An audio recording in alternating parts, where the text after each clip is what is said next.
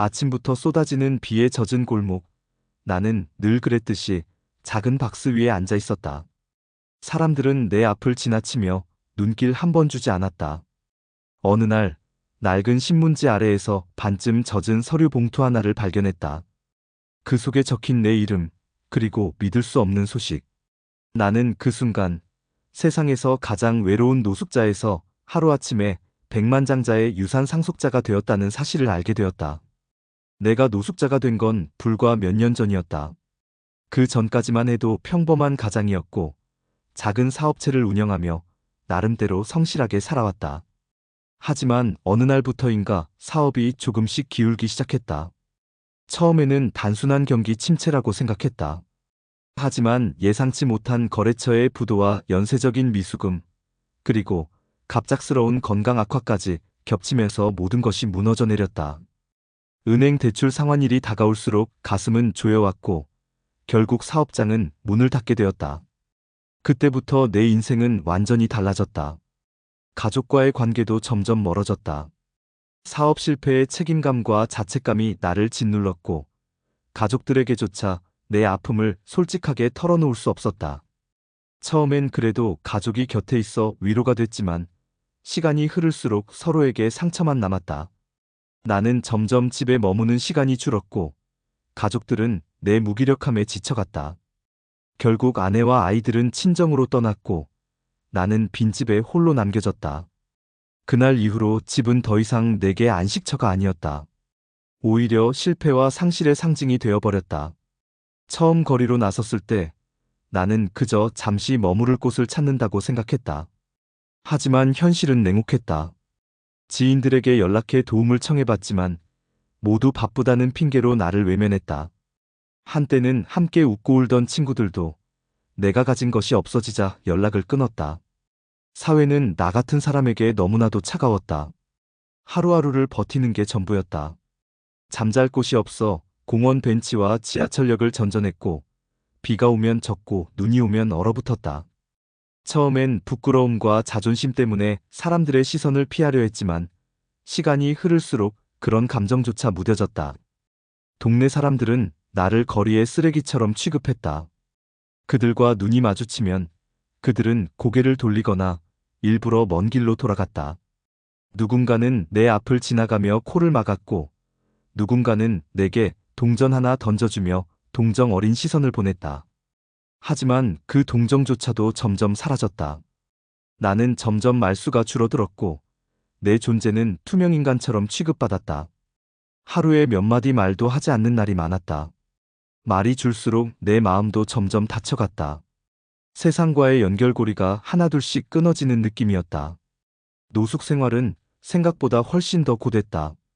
날씨가 조금만 나빠져도 몸이 견디기 힘들었다. 겨울밤의 추위는 뼛속까지 스며들었고 여름밤의 더위는 숨조차 쉬기 힘들었다. 비가 오는 날이면 젖은 옷을 말릴 곳도 없었다. 몸이 아파도 병원에 갈 엄두조차 내지 못했다. 며칠씩 굶는 날도 많았다. 쓰레기통을 뒤져 남은 음식을 찾아야 했고 그조차도 경쟁이 치열했다. 노숙자들끼리도 서로를 경계했다.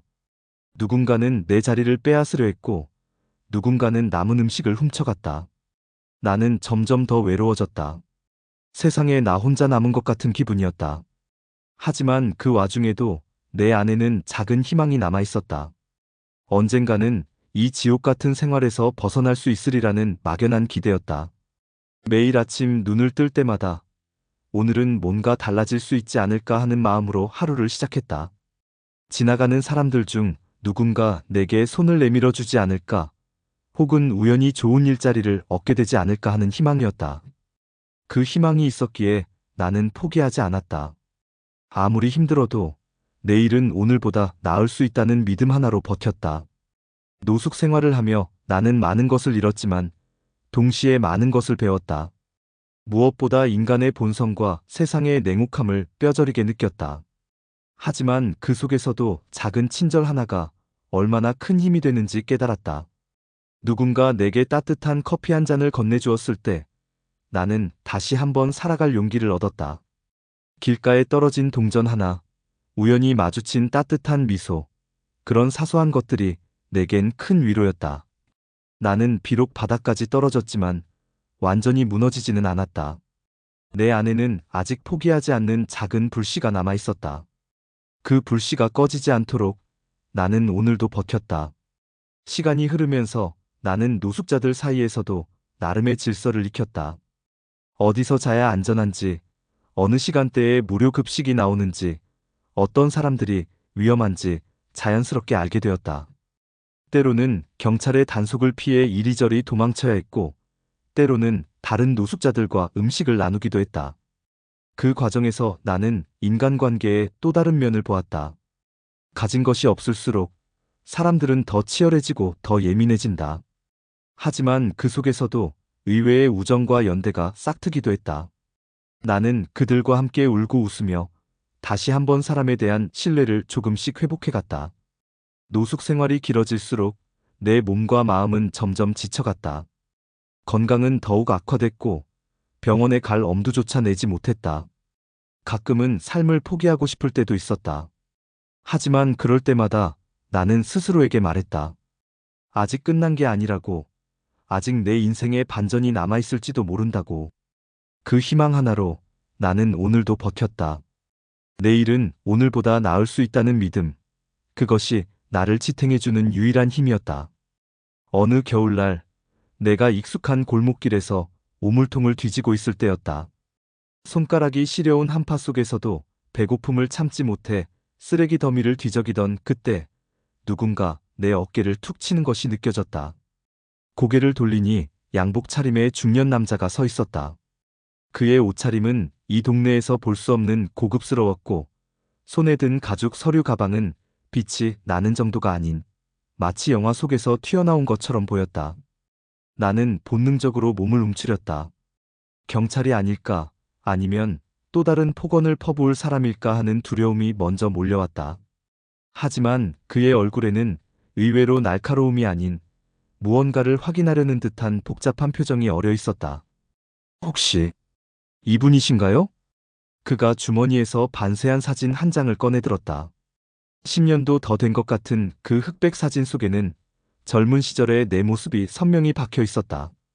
사진 속의 나는 지금과 달리 단정한 양복을 입고 자신감 넘치는 미소를 짓고 있었다.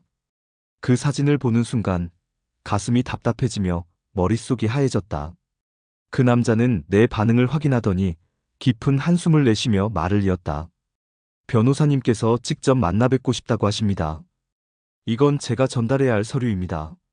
말을 마치자 그는 마치 불길이라도 피하듯 서둘러 자리를 떠났다. 내 손에 남겨진 백색 봉투는 의문의 무게로 손목을 잡아당기는 듯했다. 봉투를 뜯는 손이 떨렸다. 안에서 나온 것은 고급지에 인쇄된 변호사 사무실 명함과 정교한 도장이 찍힌 공문서 한 장이었다. 유언 집행 관련 귀하 소재 확인 요청이라는 문구가 눈에 들어왔다. 심장이 마구 두드려졌다. 지난주 쓰레기통에서 주운 신문에 실린 사기 피해 사례들이 머리를 스쳐 지나갔다. 노숙자를 표적으로 한 사기단체 활약, 유산 상속 사기 신종수법주의라는 헤드라인이 생생하게 떠올랐다. 하지만 봉투 안쪽 구석에 작게 적힌 필기체 메모가 시선을 사로잡았다. 1997년 가을, 서울역 광장에서의 우산. 이 문장이 내 머릿속에 번개처럼 스치자 오래전 잊혀진 기억의 문이 열리기 시작했다. 다음 날 아침, 나는 평생 처음 가보는 명동의 고층 빌딩 앞에서 발걸음을 멈췄다. 유리창으로 된 현대식 건물은 내 누더기 옷과 대조를 이루며 웅장하게 서 있었다. 엘리베이터 안에서 거울에 비친 내 모습을 보며 입술을 깨물었다.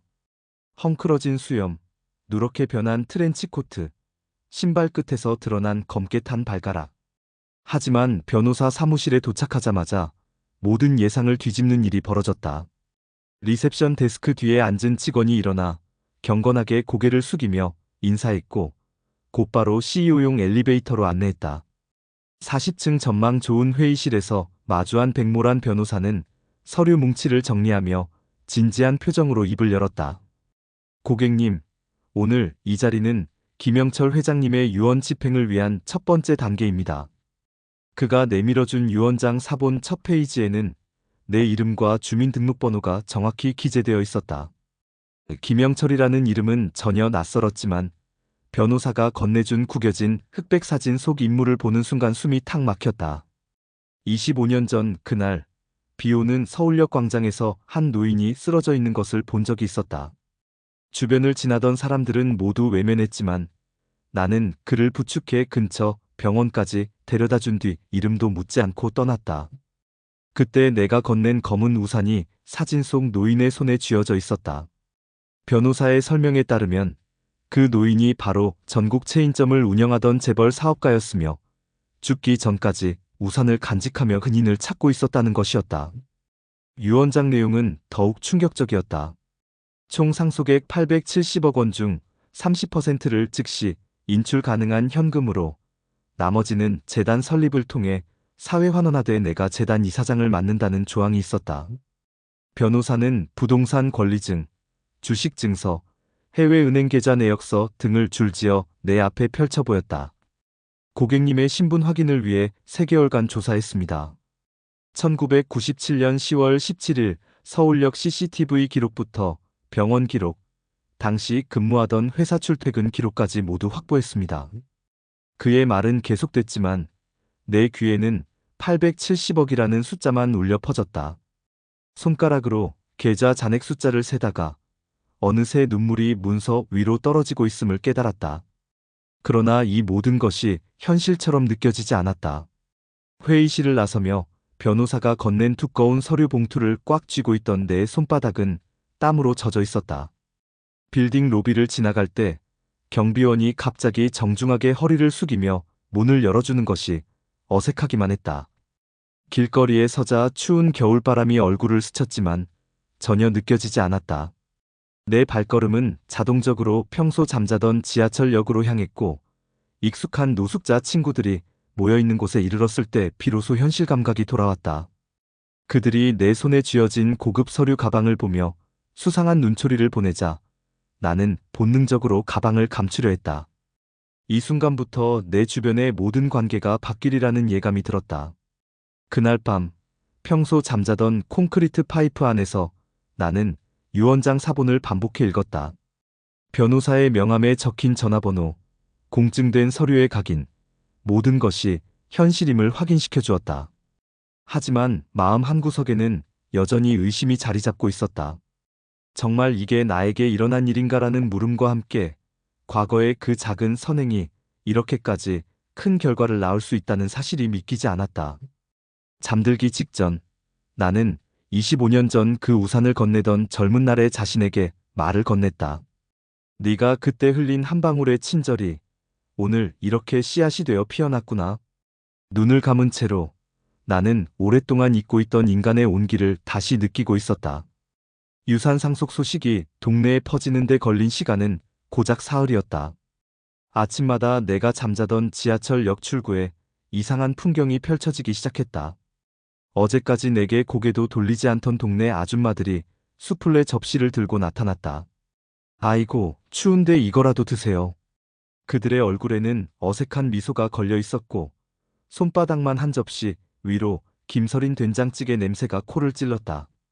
옆에서는 평소 길고양이에게만 먹이를 주던 슈퍼 주인이 내게 신선한 과일 바구니를 내밀었다. 형님, 어디 아프신 데 없으세요? 우리 가게에서 항상 드실 거 있으면 말씀하세요.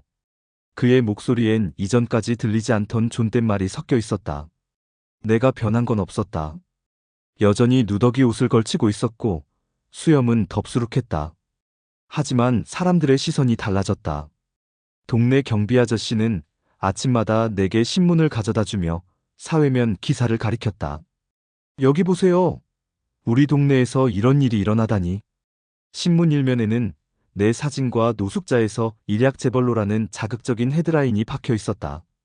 내가 모르는 사이에 기자들이 몰려들어 촬영한 사진들 쓰레기통을 뒤지는 모습, 추위에 웅크린 모습이 인터넷을 뒤덮고 있었다. 가장 충격적이었던 건 과거의 지인들이 찾아온 일이었다. 어느 날 오후 10년 만에 나타난 전 직장 동료는 눈물을 글썩이며 내 손을 잡았다. 형님, 그때 제가 못났습니다. 형님이 그렇게 힘드실 줄 몰랐어요. 그의 주머니에서는 대출 서류가 삐져나오고 있었고 눈치 없는 대화 끝에 투자 좀 해주시면 안 될까요? 라는 말이 튀어나왔다. 이튿날은 오래전 이별한 아내의 사촌동생이 나타나 가족의 근황을 전하며 애들이 형님 얼굴 보고 싶어요라고 운을 뗐다. 그들의 눈동자 속에서 나는 탐욕의 빛을 읽을 수 있었다. 언론의 집요함은 예상을 뛰어넘었다. 아침부터 밤까지 휴대폰 변호사가 구입해준 새 것은 진동을 멈추지 않았다. 인생 반전 스토리, 기적의 선행이라는 제목으로 방송사들이 줄을 섰다. 첫 인터뷰 당일 메이크업 아티스트가 내 얼굴에 파우더를 뿌리며 중얼거렸다. 선생님 피부가 참 거칠어요. 평소 스킨케어는 안 하셨나 봐요? 그 순간 나는 지난주까지 쓰레기장에서 남은 음식을 주워 먹던 자신이 떠올라 웃음이 나왔다. 카메라 앞에서 진행자는 감동적인 배경음악을 틀어놓고 질문을 던졌다. 가장 힘들었을 때 포기하지 않으신 원동력이 뭐였나요? 나는 잠시 침묵하다 진실을 말했다. 배고파서 죽을 수 없었습니다. 방송이 나간 직후 SNS에는 내 이야기가 폭발적으로 퍼졌다. 누군가는 내 과거 사진과 현재 모습을 비교한 영상을 만들어 인생 역전이라는 제목으로 올렸고, 어떤 유튜버는 내가 잠자던 지하철역에서 생방송을 진행했다. 사람들은 내게 현실판 신데렐라, 인간 승리라는 별명을 붙여주었다. 하지만 그 열기 속에서도 이상한 현상이 벌어졌다. 어느 날 아침, 내가 자던 콘크리트 파이프 앞에 낯선 노숙자 3명이 앉아 있었다. 형님, 우리도 도와주세요. 그들의 눈에는 절박함 대신 기회를 노리는 빛이 비쳤다. 동네 분위기는 완전히 바뀌었다. 골목길 곳곳에 우리 동네 자랑이라는 현수막이 걸렸고, 내가 평소 앉아있던 빈터에는 기적의 벤치라는 명패가 달렸다. 한 할머니는 내게 손수 만든 김치를 전하며 내 평생 이 동네 산 당신 같은 분 처음 봐라고 말했다. 하지만 그 김치통 속에서 봉투가 발견됐고, 안에는 아들의 사업자 등록증 사본이 들어있었다. 이 모든 것이 마치 서글픈 희극처럼 느껴졌다. 가장 가슴 아팠던 건 오랜 친구의 편지였다. 사업 실패 후 처음으로 연락이 닿은 그 친구는 편지 끝에 이렇게 썼다. 널 도와주지 못해 미안하다. 하지만 지금 이 상황에서 네가 나를 도와줄 수 있지 않을까? 편지지 가장자리에는 대출 보증 요청서가 첨부되어 있었다. 나는 창밖을 바라보며 오랫동안 울었다. 사람의 마음이 이렇게 쉽게 변할 수 있다는 사실이 그토록 외로웠던 날들의 상처보다 더 아팠다. 하지만 진심 어린 응원도 있었다. 매일 아침 우유 한 병을 내게 전해주던 무명의 청년은 여전히 아무 말 없이 고개만 끄덕이며 물건을 건넸다. 길거리에서 만난 한 노숙자 동료는 형, 그 돈으로 도망가라. 여기 남으면 다 먹어치울 거다라고 속삭였다. 이들의 순수함이 나를 지켜주는 유일한 위안이었다. 어느 날 변호사가 건넨 거대한 유산 명세서를 보며 나는 깨달았다. 이 돈이 내게 준 것은 부가 아니라 인간의 진짜 얼굴을 보는 혹독한 시험이었다는 것을. 언론 인터뷰가 계속되면서 내 이야기는 점점 신화화되었다.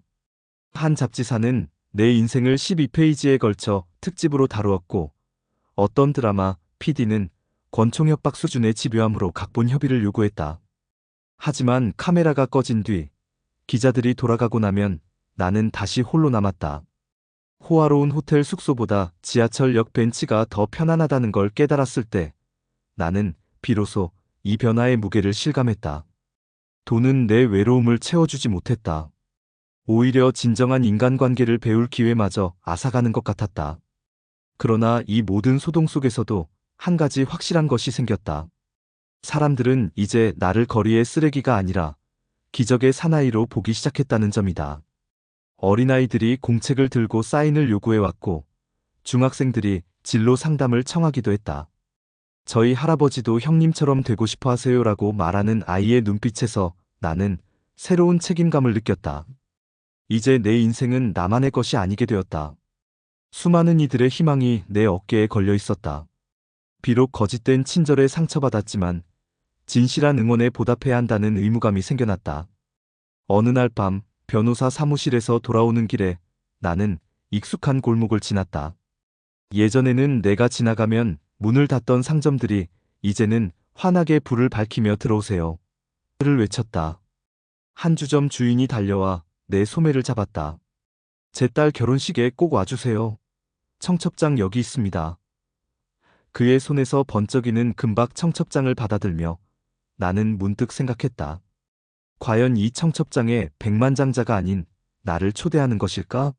그 순간 머리 위로 겨울밤 하늘의 별들이 예전보다 더 밝게 빛나는 것 같았다. 유산 상속 소식이 동네와 언론을 뜨겁게 달군 지 얼마 지나지 않아 나는 또 한 번 인생의 거대한 파도에 휩쓸리게 되었다. 사업가의 친척들이 갑자기 모습을 드러내더니 내게 돌아올 유산을 가로막으려 소송을 제기한 것이다. 그들은 내가 상속받을 자격이 없다고 주장했고 심지어 내 과거를 캐내어 언론에 흘리기까지 했다. 한순간에 기적의 사나이에서 수상한 노숙자로 몰리는 기분이었다.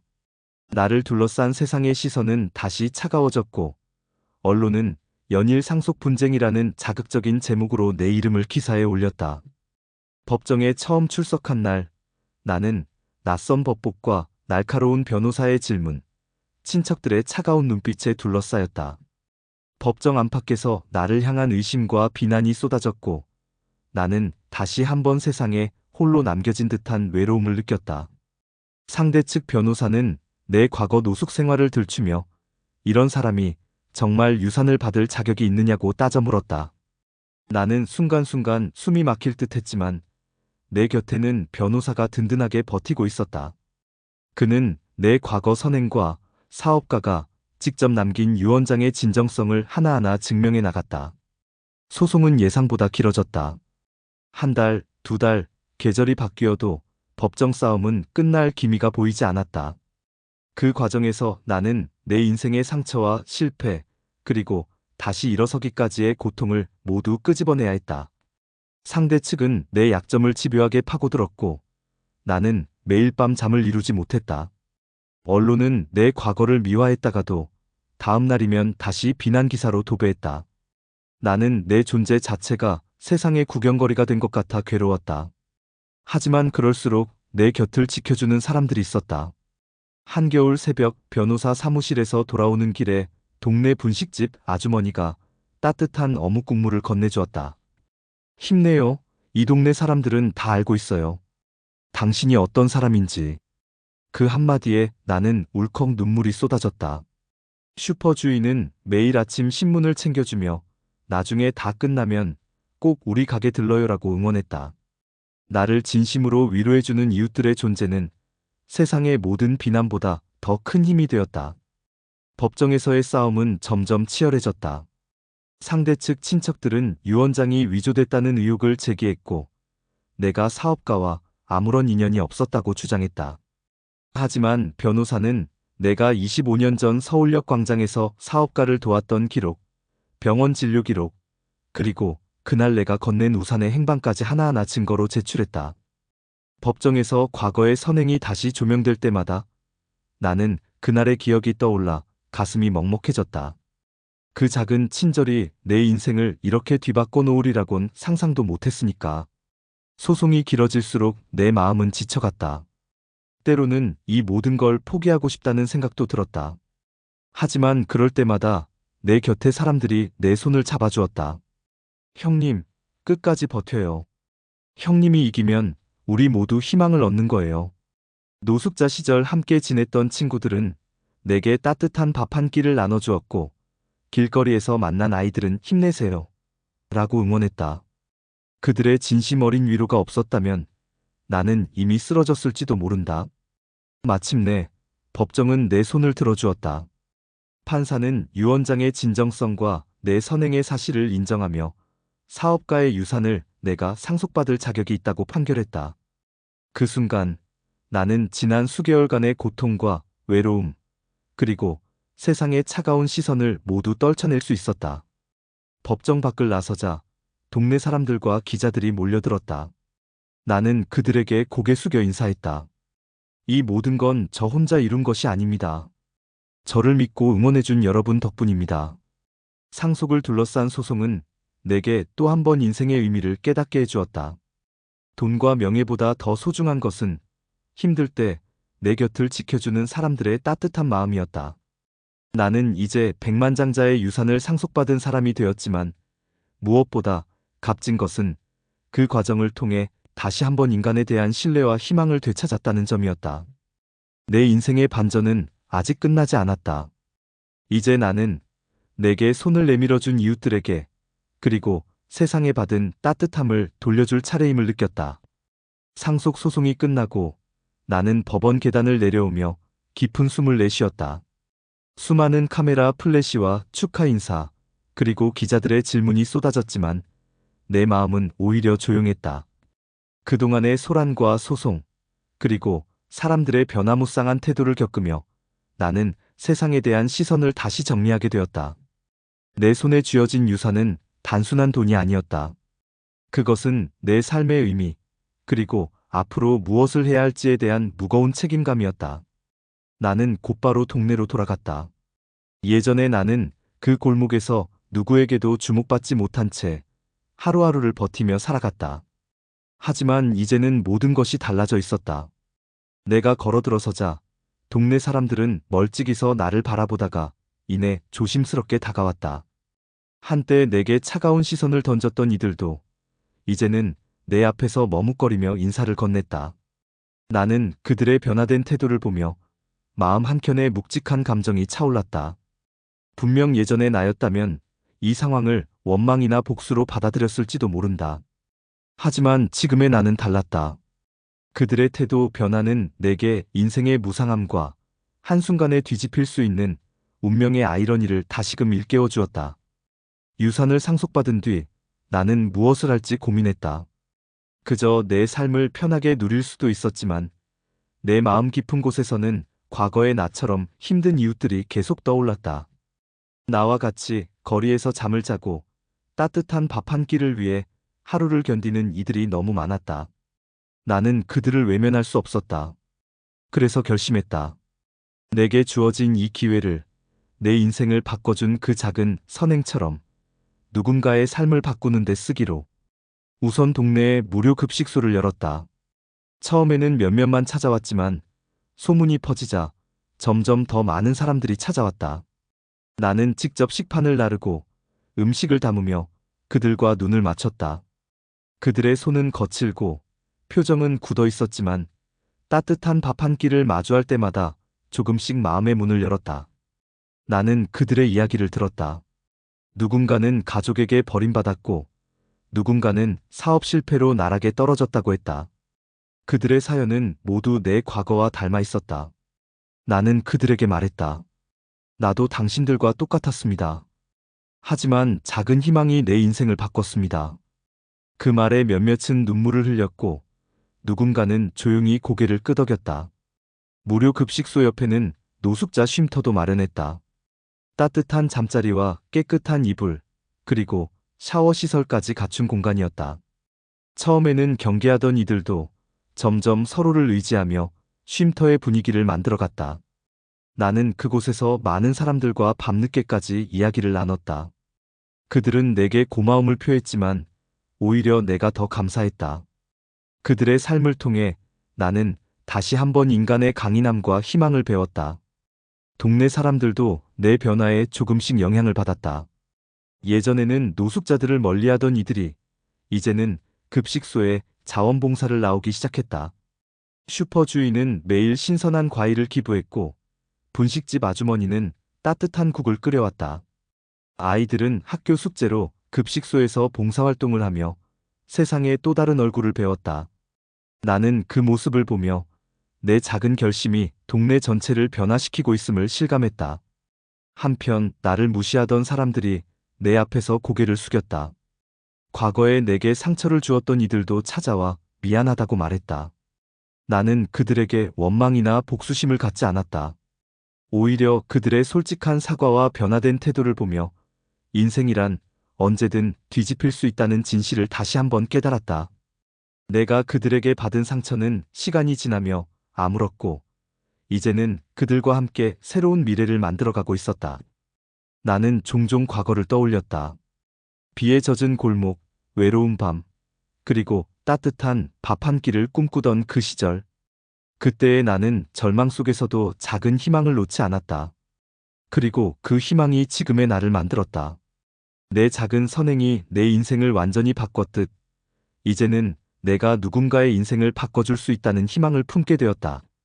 나는 더 이상 혼자가 아니었고 내 곁에는 나를 믿고 응원해주는 사람들이 있었다. 무료 급식소와 쉼터는 점점 더 많은 이웃들의 사랑을 받았다.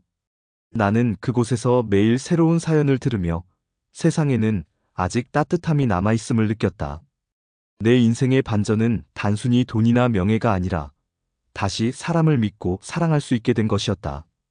나는 앞으로도 이 희망을 이어가며 더 많은 이웃들과 함께 살아갈 것을 다짐했다.